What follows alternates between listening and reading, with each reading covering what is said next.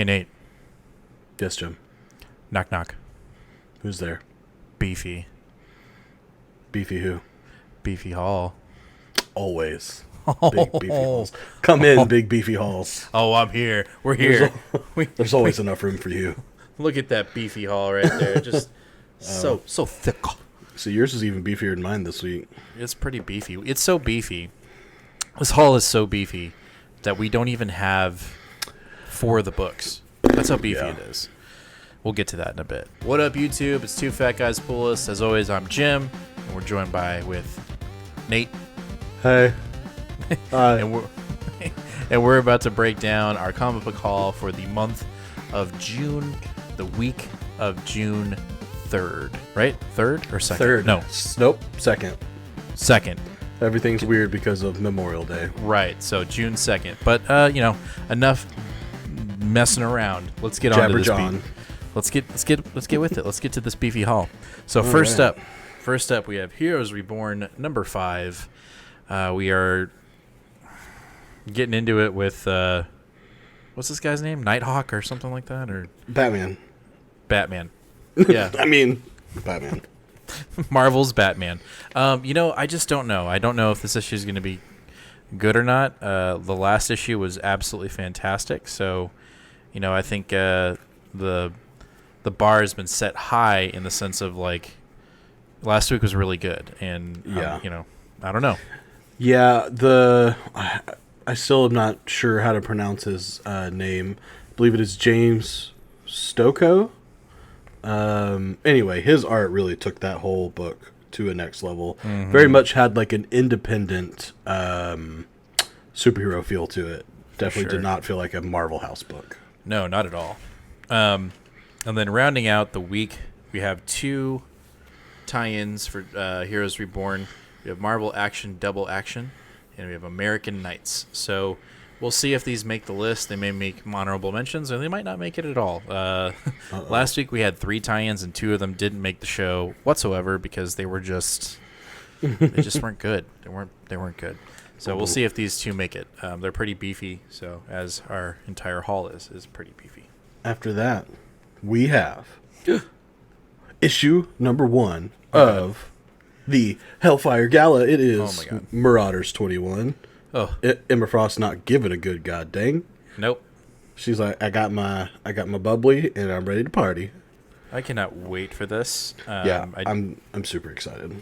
I sneaked in a peek, and what I like about this is we get a little True Believers issue at the end, kind of telling us about it's an original. Yeah, it says out of the world a tale of Hell Fire Gala past, and it's having to do with that one wife of Sebastian Shaw that died in one yes previous past, and apparently she's coming back. Right. I think I was wondering why this was an oversized issue, and now I remember why. Just getting people caught up on this character that's coming back. So. I absolutely love that, including some old comics in a new comic.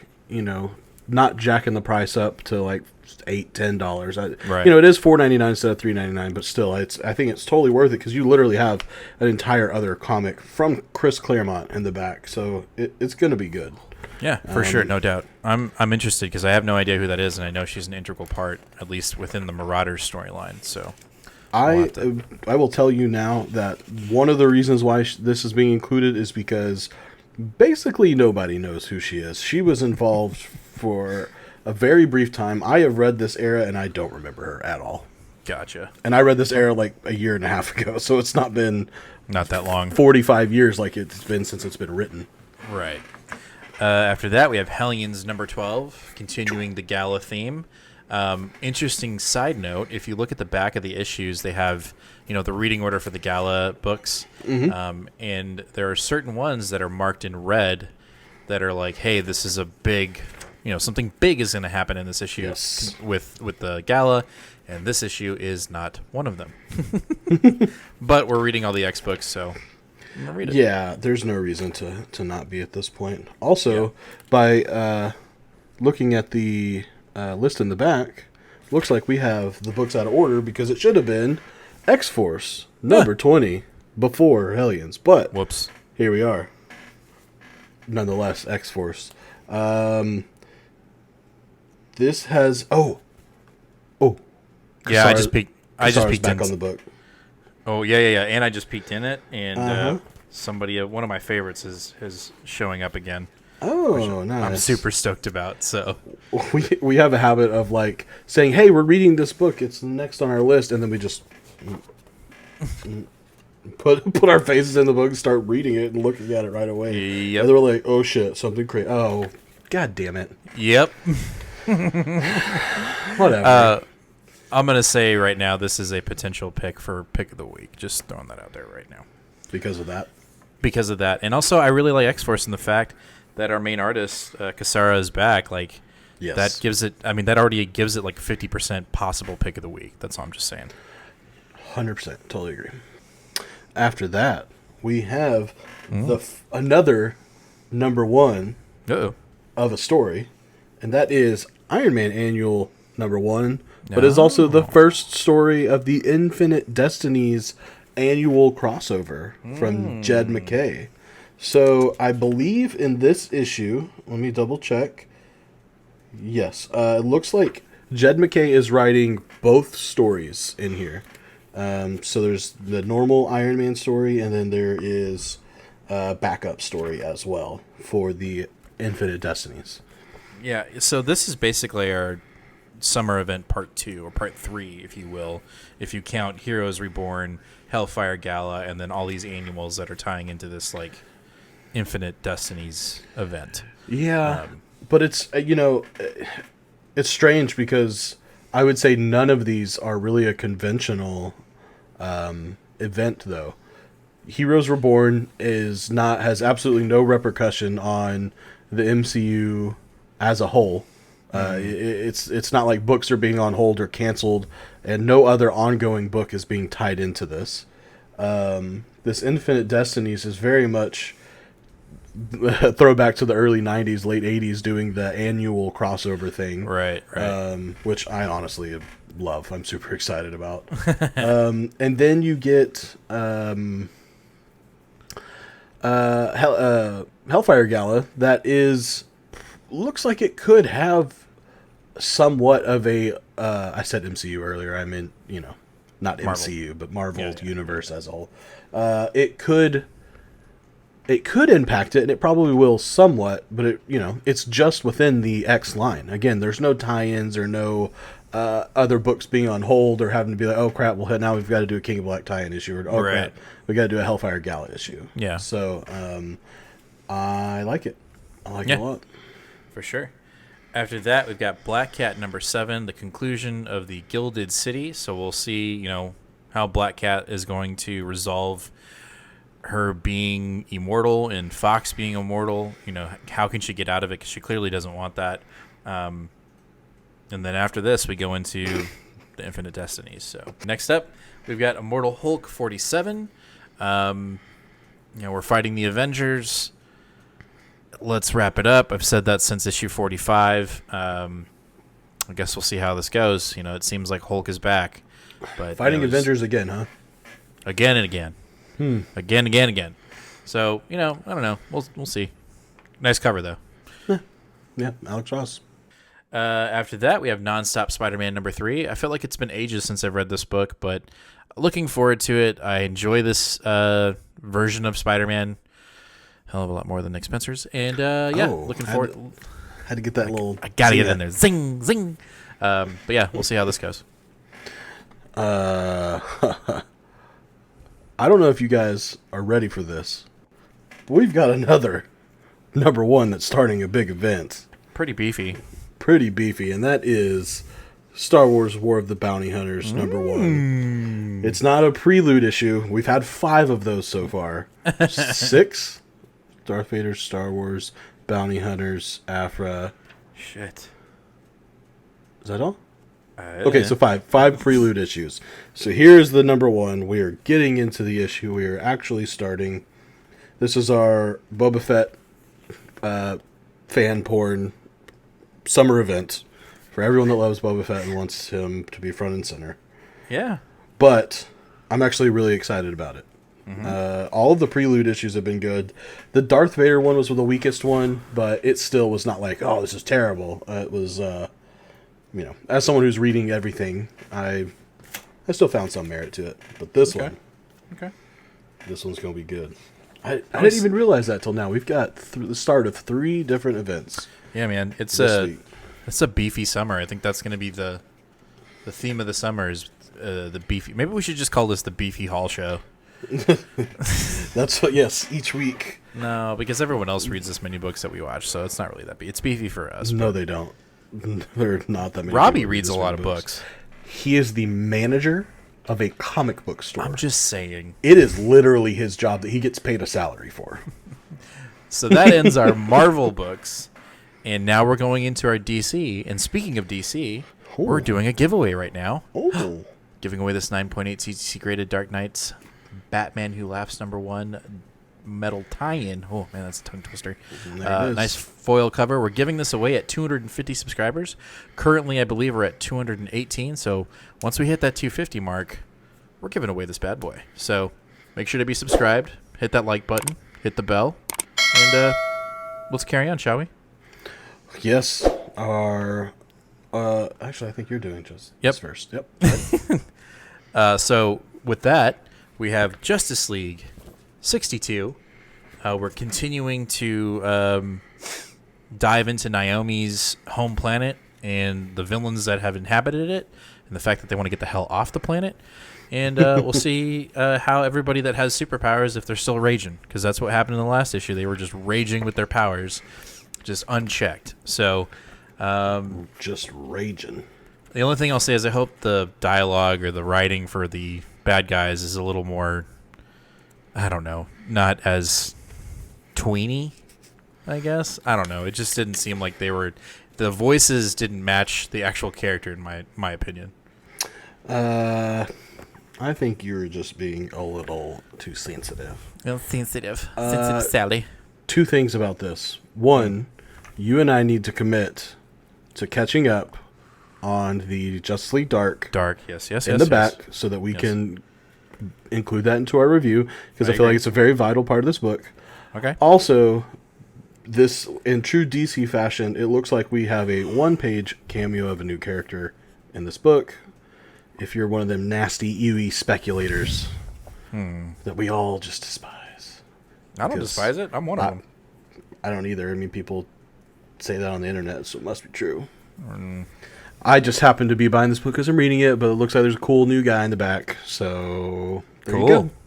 Now you know. Dope. After that, James, make sure you show your cover as well because it's different than mine. I'm doing it right now. After that, we have Green Lantern, issue number 3, with my absolute favorite, Joe Mulligan on my cover. John Stewart bleeding out on my cover. Yeah, oops. Yeah. Oops. Someone's in trouble. So, Oa went boom, and now Joe's here to save the day. Yep. And there's a Teen Lantern too. Let's see what happens. I have been recently trying to catch up on my Green Lantern history. I started at the, Jeff Johns rebirth era. I don't know, 2008, 2006, something like that. But I'm almost up to Sinestro Corps War, that's it. It also looks like we're getting 2 different stories in this issue. Oh, really? Yes, everything is split up. So interesting. Joe story, and then we've got another story of with John Stewart. John Stewart, and the John Stewart artwork looks like the Future State artist, which I wasn't really a big fan of. So we'll have to wait and see. Yeah, I actually started reading this and only got like 3 pages in before dinner was ready. But I was looking at the art and I was like, this isn't my favorite. Yeah. But someone tried very hard on it, so I'm not going to say it's shit. No, but it's just not. I'm say it's not my favorite. Just not the favorite. All right. After that, we've got Crime Syndicate number 4 of 6. I have been thoroughly enjoying this. It's It's been a good time, good fun. I know some people aren't on it because they've already read something like this, but I haven't, so I don't give a shit. I'm looking forward to it. So we'll see where it goes. We had just killed a bunch of Staros, so now we're moving into like dominance of the crime syndicate now. So we'll have to wait and see. Nice. After that, we're going to have to get into a couple of books that didn't make the truck. Yep. Or something. Like Lost that. in Transit. Yep. This book is Batman 109. Ooh. Continuing the phenomenal Tinian run. One of 6 ongoing books that this badass dude is writing, and they're all good. And I'm reading them all. Nothing bad to say. I really hope that we get more Miracle Molly in this issue in some capacity. I know it's probably going to be more Peacemaker or Well, this is the this is like the introduction of Peacemaker. Yeah. Okay. 1 in this book. So I don't know if Miracle Molly will show up. Maybe she'll show up at the end. We'll have to wait and see. Well, I can hope. Yeah, you can definitely hope. But you're right. She probably won't. After that, we've got Suicide Squad. After that, we've got Suicide Squad number 4. Looks like Red X is breaking into the Suicide Squad base. Like I told you last week, the Red X story is starting to get a little muddy, so we'll see if this one kind of gets it back on track. But overall, I've really enjoyed the Suicide Squad book. So, hopefully, my hopes aren't super high, but I also don't want to be let down either. So I don't know what that means. But anyway, that's what we got there. Yep. After that, we have Swamp Thing number 4. This series has been a lot of fun so far. Yep. Especially for 2 brand new readers that don't know anything about Swamp Thing. Not a damn thing. The art on this has been spectacular. And, Ron V's doing a little bit of a trippy sort of ride that it's not just... it's not necessarily hard to follow, but it's not just a linear storytelling. It's, we're kind of getting there, a little bit of wavy, Yeah, it definitely has a lot for new and old readers, and also it's got very, like, Immortal Hulk, Al Ewing vibes, but not to the point where you're like, this is a direct cut out, like a rip-off. Like, it definitely has a unique voice, and that's what I enjoy a lot about it, because Jacob recommended this book at first, and I was like, dude, I don't know, man. The Future State books weren't that great, but this has been pleasantly... nice. After that, I cried when I found out that this book was not on the truck because I was looking forward to it the most. This is another Tinian book, The Nice House on the Lake, issue number 1. A new horror imprint, or a new horror book on the Black Label imprint. I believe, if I'm not wrong, I believe the artist on this book worked with Tinian when he was writing Detective Comics, and so these guys are very familiar with each other. They had a really long run on Batman, together. And all of the preliminary reviews from creators, like Chip Zdarsky was Chip Zdarsky tweeted and said, if you are a comics creator, do not read this book because it will make you feel inferior. I was like, okay, that's a really good review. That's crazy. So if our books don't show up today or tomorrow or whatever day is in the future, I might have to go get an extra one. The others I can wait, but this one I can't wait. I want to read right meow. Meow. Right meow. Right meow. So all right. After that, we're going to jump into our independents with my possible preliminary pick of the week. Ooh. That is Noctera number 4. Amazing Scott Snyder series. I'm looking in it right now. You know what? I am not going to look in this at all. Oh my god. Nope. Oh, don't want to see my... No, seriously, oh my god. Stop. Oh my... What? Yeah, this series has been so good so far. I mean, I know this is only issue number 4, but... Wait. Okay, you're going to read it live? I'm just gonna read it right now. Dude, oh my god. This might be my pick of the week. Shit. Yes. Well, Yeah. This. Oh. If you are a fan of like post-societal dystopian futures that have dark leanings with family drama, then here you go. This is for you. Yep. I actually originally picked this up because I enjoyed Undiscovered Country so much, and while the plots are totally different, I do think if you've read Undiscovered Country and you enjoy that, you'll definitely enjoy this too. Nice. Then again, who's not picking up Noctera right now? It's like one of the best independents getting released. If you're not, you're stupid. I mean, God, I don't. No, it's not there. Nope, that's it. Okay. From Boom Studios, we have a new number 1. So, no matter what we say here, you should pick it up no matter what. And that is, remind me how to say it. When it says this here, and then it has this here, you buy. When it's this plus this, you buy. This is Basilisk, by the way. Basilisk. Basilisk.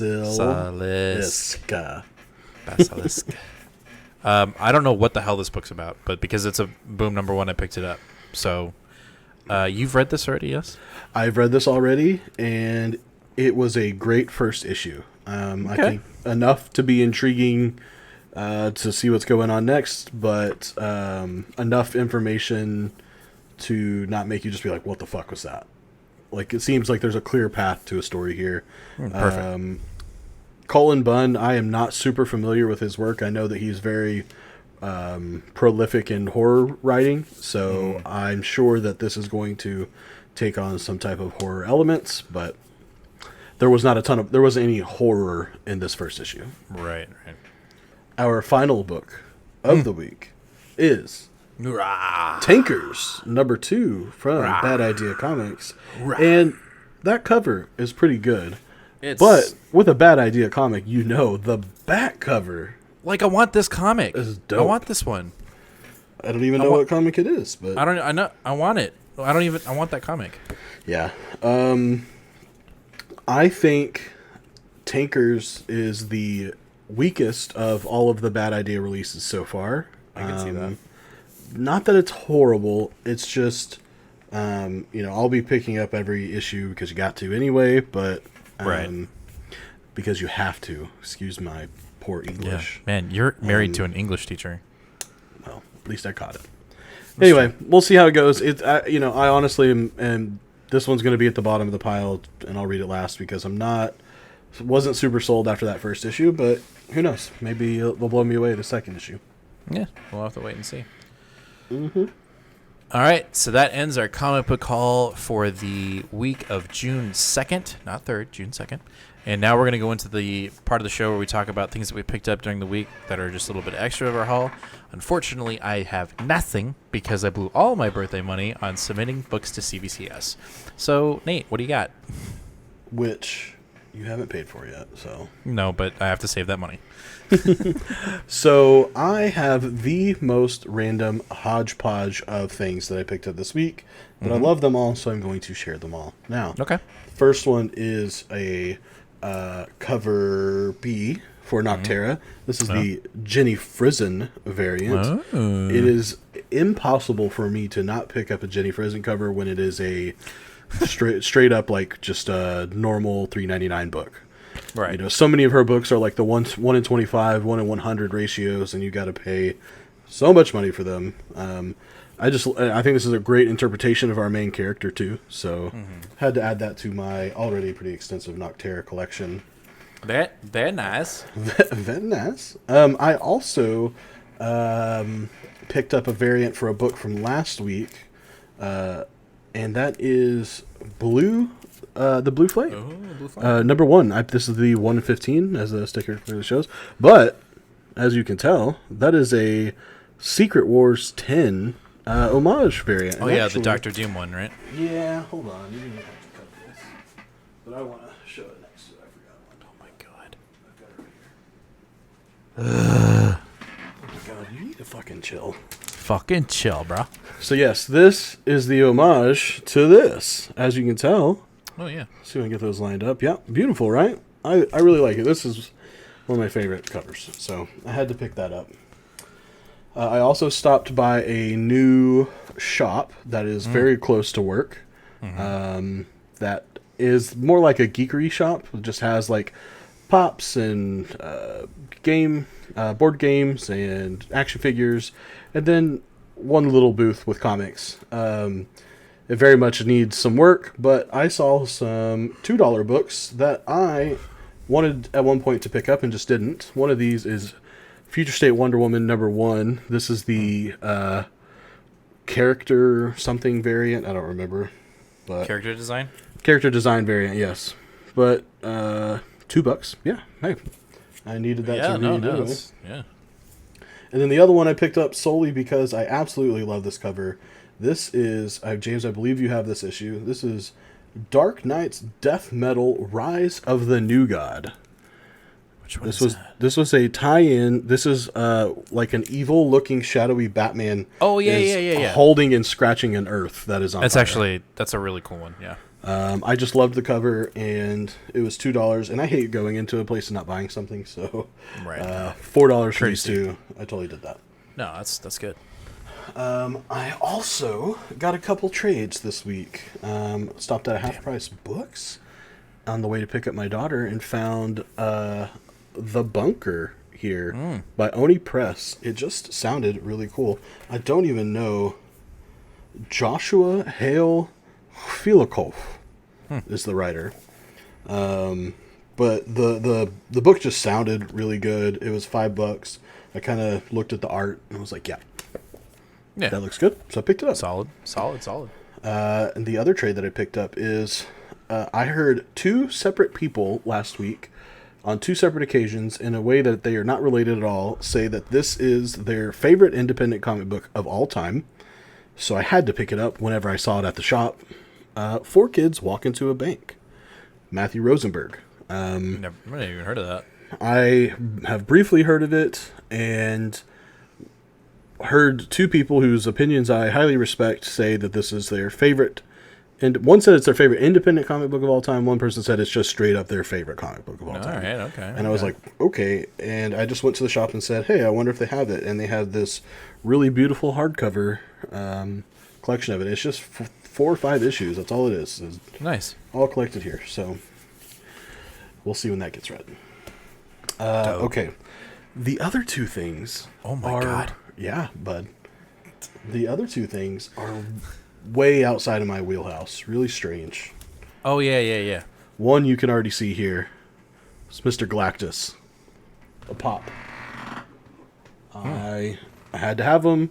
He was on sale, and I love Galactus, and I think he looks awesome. So I can't go down Pops. If I go down Pops, I just won't have. I won't be into comics anymore. I'll end up. We had a friend that used to do Pops, and like that's all I used to talk about. Yes, he was a pop fiend, and he didn't even read comic books. Then finally, again, when I was searching for something at a store that I didn't find, I was like, I don't want to walk out empty-handed. And for some reason, I looked at something that I literally never look at ever and have kind of been rude towards, and that is a manga. And I picked up... I wouldn't say kinda. You're rude to it. I picked up Attack on Titan, #1, first volume. And I've already read it. And it was really cool. It was really fun. You like it? I enjoyed it. So I'm a really slow, deliberate reader. And the first time I tried to read a manga, and it's just a different orientation, I had a lot of trouble with it. And I just was like, I don't want to work while I'm reading. This is supposed to be fun. And so I just have never, I mean, that was probably 12 years ago. And I was just like, it's not my thing. And he had this on a discounted manga shelf. It was just like sort of hanging there. But it's in really nice condition, too. I mean, not that these really need to be in good condition, but it didn't look like crap. And so I was like, okay, I'll pick it up. And I've heard that this is good. So I picked it up. It was good. Nice. So there we go. Attack on Titan, #1. My very first manga that I have ever owned. I will recommend 2 other mangas that I think you should read. Okay. I think one of them, RJ said you need to watch the anime of, and that's Neon Genesis Evangelion. Mm-hmm. Highly recommend. And also, outside of Full Metal Alchemist, you need to read Berserker. That she also put that on the list. Yeah, that is fuck. I am so hesitant to pick up Berserker because unfortunately the creator just passed away without finishing the series. I have a feeling he had everything in order. I'm just gonna say that right now. I don't think I don't believe he's doing the George or Martin. George I don't Martin. think he's. Yeah, he's just not doing that. I think he had everything in check. I think he's had everything written down. So don't be worried about that. But even then, there's so much material in Berserker. I know Jem talks about it all the time. He's got like all the hardcovers.